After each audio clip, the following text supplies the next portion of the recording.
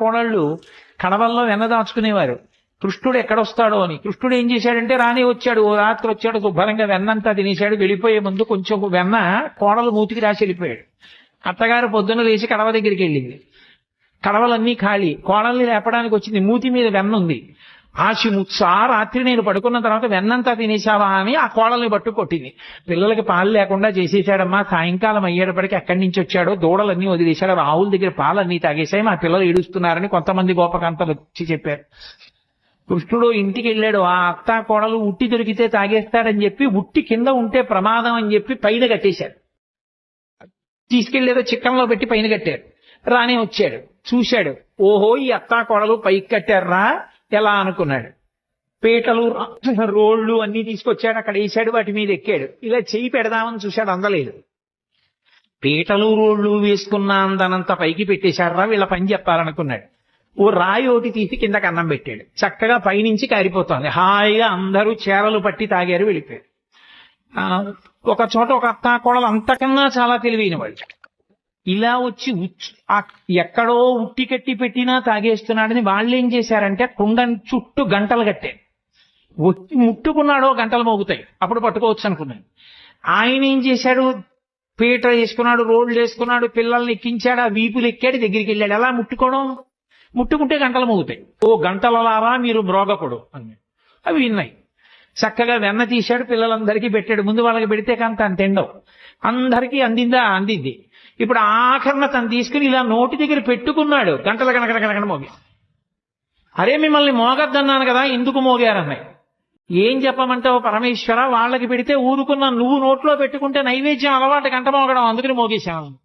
వచ్చిన పిల్లలకి అతిథులకి అన్నం పెట్టకుండా ఏమిటో బొమ్మలను అన్నీ పెట్టి నైవేద్యాలు అంటూ కూర్చుంటామేమిటి, నేనే పెద్ద పరమేశ్వరుండని చెప్పి ఆవిడ కళ్ళు మూసుకు ధ్యానం చేస్తుంటే చక్క చక్కెర పొంగలి అవి తినేసి మిగిలింది ఆ బొమ్మలకి రాహేసి వెళ్ళిపోయాడు. నాకన్నా వెళ్ళిపోవడం నేను తిన్నానులే చాలన్నాడు. ఎంతమంది ఎన్ని చాడీలు చెప్పారో. ఇన్ని చెప్తే ఆ యశోదంది, ఎందుకమ్మా అని మాట్లాంటారు, మా పిల్లాడు ఎప్పుడు గుమ్మం దాటి వెళ్ళనివాడు అంటాడు. ఏదో ఒక గోపకాంత చాలా కాలం అయిపోయింది, ఎవరింట్లోనూ చిక్కపట్టం లేదు ఈ కృష్ణుడు, వస్తున్నాడు వెన్నెత్తుకుపోతున్నాడు, ఎలా అయినా పట్టుకోవాలి. యశోద మా అబ్బాయి అలాంటి తప్పులు చేయడం మాని కదా అంటోంది. రెడ్ హ్యాండెడ్ గా పట్టుకున్నాడంటారే, అలా వెన్న చేత్తో ఉన్న కృష్ణుడిని పట్టుకోవాలనుకో అని కావాలని కడవ తీసుకెళ్లి గుమ్మం దగ్గర పెట్టి వస్తాడుగా. భలే దొరికారా వీళ్ళు ఎవరో అనుకుంటాడు. వస్తాడు, తను తలుపు చాటుని నించి పట్టుకుంటాడు. ఈసారి ఈ ఉత్తి చేత్తో ఉంటే మళ్ళీ అమ్మో ఏం దబాయిస్తాడో, కొంచెం నోటికి కూడా పూసుకున్నాక పట్టుకుంటామనకి. తలుపు చాటున నుంచి చూస్తుందో వచ్చేసాడు. గజ్జెలు పెట్టుకుని వస్తాడు చప్పుడు చేసుకుంటూ. వచ్చి వెనకాల పిల్లలందరూ వస్తారు. ఆవిడ పక్కనే ఉంది పట్టుకుందామని. తెలియదు కదా, తెలియదని మనం అనుకోవాలి అందాక. అందుకు తెలియదు ఆ పక్కనే ఉంది గోపిక పట్టుకోవడానికి. అందుకని ఒక్కొక్కళ్ళని సంజ్ఞ చేశాడు. వచ్చేశాడు, తీస్తున్నాడు, పెడుతున్నాడు, చక్కగా ఒక్కొక్కడు పుచ్చుకుంటున్నాడు. బఫే భోజనంలా ప్లేట్ పెట్టుకుని వెళ్ళిపోతున్నాడు తినడానికి. ఆఖరణ అందరే అయిపోయింది లైన్, ఎవరు లేరు కాబట్టి ఇప్పుడు తను తినచ్చు. చక్కగా తీసుకుని ఇలా నోట్లో పెట్టుకున్నాడు. పెట్టుకోగానే గోపిక వచ్చి పట్టుకుని ఆ కృష్ణుణ్ణి చూసింది. పిల్లాడు కదా, భయపడిపోయి ఇలా అనాలి, ఏమీ అనలేదు, ఇలా చూసింది. అయిపోయి ఇదేమిటి ఇంత ధైర్యం అనుకుని అసలు ఏమంటాడో చూద్దామని. ఎవరు పిల్లాడా నువ్వు, తెలుసు కృష్ణుడని. ఎవరు నువ్వు అని. ఆయన ఏమనాలి, నేను కృష్ణుడిని అనాలి. ఆయన కృష్ణుడిని అనలేడు. బలానుజ, బలరాముడి తమ్ముడు అన్నాడు. మధ్యలో ఆయన ఊసిందుకు. ఆయన ఏమైనా వచ్చాడా, తిన్నాడా, దొంగతనాలు చేశాడా? అమ్మ బాబోయ్, గుండెలు తీసిన బంటు, నీ పేరేమిటంటే బలరాముడి తమ్ముడిని అంటున్నాడు, తన పేరు చెప్పట్లేదని ఆవిడ దిక్కి మిహతే, ఇక్కడికి ఎందుకు వచ్చావు? ఓసారి ఇలా చూసి, ఓ మా ఇల్లు కాదా, మా ఇల్లు అనుకున్నాను. అమ్మ బాబోయ్, మీ ఇల్లు అనుకుని వచ్చావా? ఇంత నిజంగా గుండెలు తీసిన బంటూరా నాయనా నువ్వు అనుకుని ఓ సరే పోన్లే, బాగుందిరా నాయనా, మరి వెన్నకుండలో చెయ్యెందుకు పెట్టావు? ఆయన అన్నాడు వెంటనేను, అమ్మా కాసేపు గట్టిగా మాట్లాడుకుంటా ఉంటావా?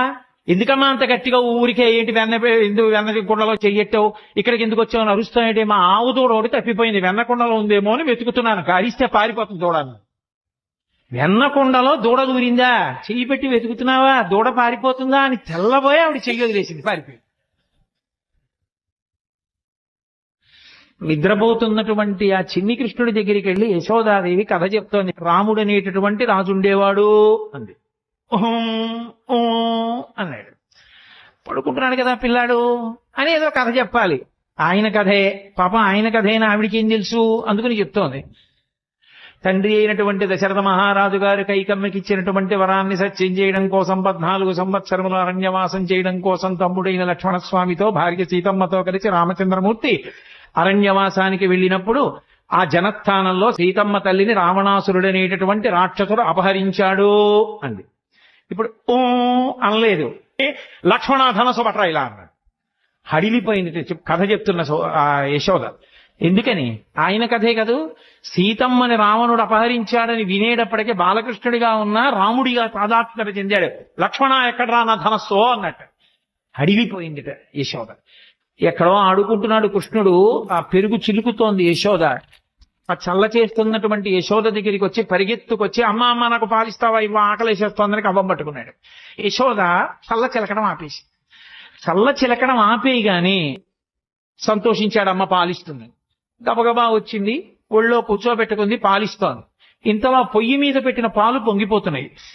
అమ్మా నాకు ఓ పక్క ఆకలేస్తుంటే పాలివ్వడం మానేసి సగం పాలిచ్చి నన్ను కిందకి దింపేసి అక్కడికి వెళ్ళి పొయ్యి మీద పాలు పొంగిపోతున్నాయి, వెళ్ళిపోతున్నావా అని కోపం వచ్చేసి పెదిమి అదిరిపోయింది. ఎక్కడ లేని కోపం వచ్చేసింది. కళ్ళు ఇలా నిలిమేసుకున్నాడు, కాటుకంతా ఇలా అంటించేసుకున్నాడు, చేతులకంతా కాటికి పెట్టేసుకున్నాడు.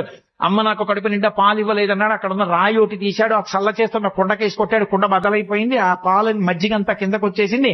ఆ వెన్నముద్ద ఇలా అరిచేతిలోకి తీసుకున్నాడు. ఆ వెన్నముద్ద పట్టుకుని అక్కడి నుంచి బయలుదేరి అమ్మ అక్కడ పాలు దింపి వెనక్కి వచ్చి ఎక్కడ తనని పట్టుకుంటుందో అని మెల్లిగా బయటికి వెళ్ళిపోయి ఓ రావులో ఒకటి తిరగేసి ఆ గోడ మీద ఉన్న ఓ కోతికి పెడుతున్నాడు. పెడుతుంటే అమ్మ పాలు దింపిటి వచ్చింది. కుండ బద్దలైపోయింది. ఈ పిల్లాన్ని అల్లరి చేస్తుంటే పోన్లేని ఊరుకుంటుంటే వింటలేదు, ఇవాళ కట్టేస్తాను కొట్టేస్తాను అని ఏడురా వీడని చెప్పి చూసింది. అంత తొందరగా ఏం దొరుకుతాడేమిటి? ఇక కొడుకుని పట్టుకోవడానికి పరిగెడుతుందనమాట. ఆయన అమ్మ ఎక్కడొస్తుందో అని అనుమానం ఆయనకి ఉంది. ఓ పక్క కోతికి పెడుతున్నాడు కానీ దొంగేడు పేడుస్తూ అమ్మ నువ్వు నాకు కడుపు నిండా పాలు ఇవ్వలేదమ్మా, మధ్యలో వెళ్ళిపోయావమ్మా అంటున్నాడు. వెనక్కి చూసుకుంటున్నాడు. చూశాడు, అమ్మ వచ్చేసిందని చూసి చూడడం ఏమిటి, రోలు మించి దూకేశాడు. అంటున్నాడు, ఇటు వస్తే దొరకడు, అటు వస్తే దొరకడు, ఎక్కడ చూసినా స్తంభాలు, ఎట్నుంచి ఏ స్తంభం చాటుకు వెళ్ళిపోతాడో తెలియదు. అలా అన్ని స్తంభాలతో ఉన్నటువంటి ఆ ప్రాంగణంలో అమ్మ వెనక పరిగెడుతోంది, ముందు కృష్ణుడు పరిగెడుతున్నాడు. అలెట్టాడు, పాపం పరిగెడుతోంది, ఆయన దొరకడు. ఆఖరికి చూశాడు చిక్కిపోవాలనుకుని ఎవ్వరికీ దొరకనటువంటి పరమాత్మ అమ్మ చేతికి దొరికిపోయాడు. దెబ్బలాడి నిన్ను కట్టేస్తానని ఆ ఇంట్లో గెడుతోంది, అక్కడికి గెడుతోంది, ఆ రోజు దగ్గరికి గెడుతోంది, ఆ తాడు ముక్కలన్నీ తీసుకొస్తోంది, పొట్ట చుట్టూ తిప్పుతోంది, 2 అంగుళాలు తక్కువ వస్తోంది. ఆఖరికి తెచ్చింది. ఆఖరికి ఆ తాడుకి 2 అంగుళాలు సరిపోయింది, కట్టేసింది.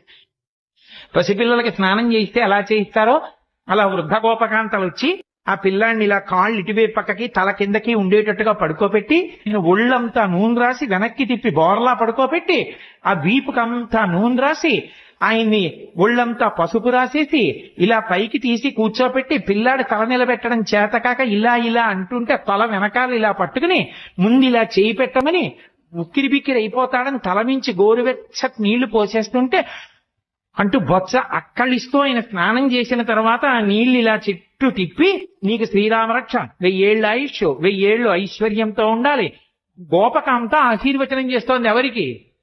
లక్ష్మీనాథుడైనటువంటి పరమాత్మ. అందుకెళ్ళాడు నందవ్రజానికి. ఎంత స్వచ్ఛమైన హృదయాలున్న వాళ్ళు.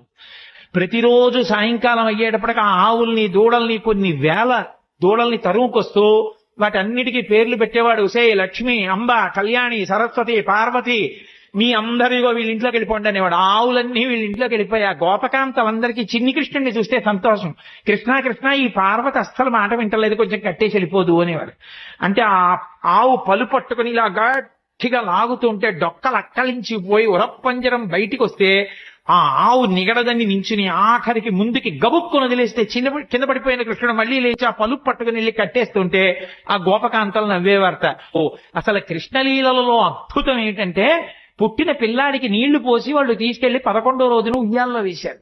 ఉయ్యాల్లో వేసి పడుకోబెడదామని ఉయ్యాలా ఊపుతున్నారు. ఏదో మంది గోపకాంతలు వచ్చి పాట పాడిన నిద్రపోడే ఇలా అని పాట పాడి పడుకుని ఉంటాడు అనుకుని పాపం ఎంతో ఇదిగా ఇలా విప్పి చూస్తే గుడ్లు 2 ఇలా పెట్టుకు చూస్తున్నాడు. ఏమిటమ్మా పిల్లాడు ఎంతకీ పడుకోడు, ఇదేం పిల్లాడే అని చెప్పి పడుకున్నాడా అంటే, ఏం పడుకున్నాడు, గుడ్లేసుకు చూస్తున్నాడు.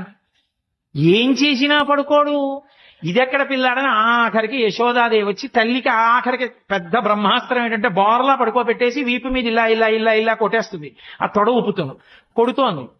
ఎంతకీ పడుకోడు, వీపు చిక్కిపోతోంది. ఇదేమిటి, ఆది కూర్మంగా ఉన్నప్పుడు మందర పర్వతం తిరిగినా బాధపడలేదు కానీ ఈ కృష్ణావతారంలో ఇలా కొట్టేస్తున్నారు, నన్ను ఎందుకు ఇలా ఊపేస్తున్నారు అనుకున్నట్ట. ఓహో, ఈ దిక్కుమాలిన ప్రపంచానికి అలవాటు ఉంది, నిద్రపోతుంటారు వీళ్ళు కళ్ళు మూసుకుని. నాకు నిద్రపోవడం అలవాట్లేదు, నేను నిద్రపోతే లోకాలు నిర్వహించేవాడెవరు, నేను పడుకోమని జో కొట్టేస్తున్నారు, నేను కళ్ళు మూసుకోపోతే వీళ్ళు ఇలాగే కొడతారని నిద్రపోయిన వాళ్ళ కళ్ళు మూసుకున్నాను. ఎక్కడికో వెళ్ళేవాడు చాటున కూర్చుని ఎవ్వరూ చూడకుండా మట్టి తినేస్తూ ఉండేవాడు. చూశాడు బలరాముడు, ఆ తమ్ముడు మట్టి తినేస్తున్నాడమ్మా. పరిగెత్తుకొచ్చింది యశోద, చేయి పట్టుకుంది. ఏరా అన్నయ్య చెప్పాడు, నీ స్నేహితులు చెప్తున్నారు మన్ను తింటున్నావు, ఇది ఎక్కడికి కర్మరా, మన్ను తినడం ఏంట్రా, చక్కటి వెన్నలేదా ఇంట్లో, పాలు లేవా, ఏమిటి మట్టి తింటాయేమిటి.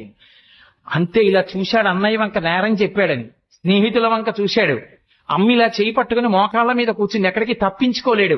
తన మీద చాడీలు చెప్పి పట్టించేస్తున్నారని కోపం. అందుకని ఏమిటమ్మా, నేనేమన్నా పిల్లాన్ని అనుకుంటున్నావా, చేతకాని వాడిని అనుకుంటున్నావా, అన్నయ్య తమ్ముళ్ళు అలాగే చెప్తారమ్మా స్నేహితులందరూ. నేనేం మట్టి తినలేదమ్మా, నిజంగా నేను మట్టి తినుంటే అమ్మా నేను నోరు తెరుస్తాను, వాసన చూడమ్మా, నా నోరు వాసన వస్తే నన్ను కొట్టేయమ్మా అన్నాడు. పిల్లాడంత దబాయించంత గబగబగబగ మాట్లాడేస్తుంటే ముచ్చటేసింది. ఏది నోరు తెరు, వాసన చూస్తాను అని నోరు తెరిచాడు. పిచ్చి తల్లి వాసన చూద్దామని దగ్గరికి వెళ్ళింది. బ్రహ్మాండములు, నందవ్రజం, తను నందుడు కూడా కనబడ్డారు. ఆశ్చర్యపోయింది, వీడి పిల్లాడా పరమాత్మ అనుకుంది. తనని ఎక్కడ పరమాత్మ అనుకుంటుందో అమ్మ ప్రేమకి దూరం అయిపోతానని మాయ గమ్మేశాడంతే. చీకటి పడింది, ప్రదోష వేళలో పిల్లలకి అన్నం పెడుతూ, పూర్వం చీకటి పడేటప్పటికీ అమ్మా మాధవ కబలం తల్లే అంటూ వచ్చేవారు. ఇంట్లో మిగిలింది ఏమైనా ఉంటే వాళ్ళకి వేసేసేవారు. వాళ్ళు ఆ పిలుపు అది వాళ్ళ రూపం కొంచెం భయంకరంగా ఉండదు. కర్ర పట్టుకుని సాయంకాలం వేళ కుక్కలు వెంటబడతాయని ఓ సిలవర్ బళ్ళం పట్టుకుని వస్తుండేవారు ఇంటి ముందుకి. అమ్మా మాధవ కమలం తల్లే అప్పుడే చెప్పింది, ఒరే అన్నం తినరా అని. ఆ కథ చెప్పి ఈ కథ చెప్పి నోట్లో అన్నం పెడదా అంటే అని పెట్టు కూర్చున్నాడు. తింటలేదు అన్నం. కోపం వచ్చి అంది యశోద, అవునరా, నేను పిలిచి ముద్దుగా చక్కగా గోరు ముద్దలు కలిపి వెన్న అన్నం పెడితే ఎందుకు తింటావు, కాసేపు ఆగి ముష్టి వాళ్ళు వస్తారు, అమ్మా మాధవ కబలం తల్లి అంటారు, నిన్ను తీసుకెళ్లి వాడి పాత్రలో పారేస్తాడు, వాడు అందులో పెట్టి మూత పెట్టి నిన్ను పట్టుకుపోడు. అలా చూస్తున్నాడు. ఈలోగా నిజంగా ఎవడో వచ్చి అమ్మా మాధవ కబలం తల్లి అన్నాడు.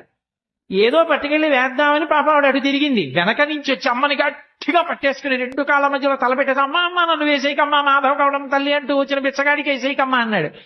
ఏమిటో పొద్దున్న నోట్లో లోకాలు చూసినట్టు అనిపించింది కానీ నా భ్రాంతి, పిచ్చి పిల్లాడి ఇంత భయస్తుడు వీడి నోట్లో లోకాలు ఏమిటని పిచ్చి తెలియ మళ్ళీ మాయ వహించి తోక పట్టుకుని ఆ పడగల మీదకెక్కి ఒక్కొక్క పడగ కిందకి దిగేట్టుగా బుద్ధి పైకి లేస్తుంటే మళ్ళీ ఎక్కి తొక్కుతుండేవాడు.